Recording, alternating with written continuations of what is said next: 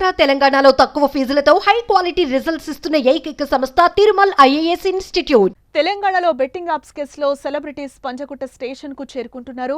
Betting apps కేసులో ఉదయం Panjagutta police station కు యాంకర్ విష్ణుప్రియ రాగా ఆ తర్వాత బుల్లితెర నటి రీతూ చౌదరి కూడా హాజరైంది. అయితే ఈ కేసులో నిన్ననే హాజరు కావాల్సిండగా నేడు పంజగుట్ట పోలీసుల ముందు హాజరైంది Ritu Chowdary.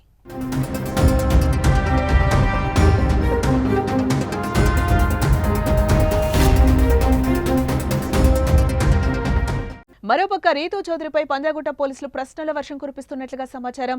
Betting apps promotion పై ప్రశ్నిస్తున్నారు. ఈ నేపథ్యంలో రీతూ చౌదరి ఫోన్ ను పంజాగుట్ట పోలీసులు పరిశీలిస్తున్నారు.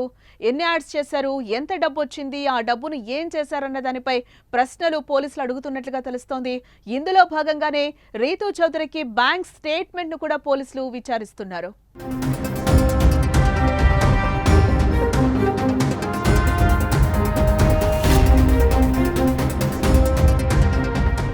ఈ కేసులో ఇప్పటికే యాంకర్ విష్ణుప్రియను పోలీసులు అన్ని కోణాల్లో విచారించడం జరిగింది. దీంతో ఆమె నిజం ఒప్పుకుంది. ఒక్కో వీడియోకు 90,000 రూపాయలు తీసుకున్నట్లుగా మొత్తంగా 15 వీడియోలను ప్రమోట్ చేసినట్లుగా విచారణలో వెల్లడించింది. దీంతో రీతూ చౌదరి ఎన్ని వీడియోలు చేసింది, ఒక్కో వీడియోకు ఆమె ఎంత మొత్తంలో వసూలు చేసింది అనే కోణంలో పోలీసులు రీతూ చౌదరిని విచారిస్తున్నారు.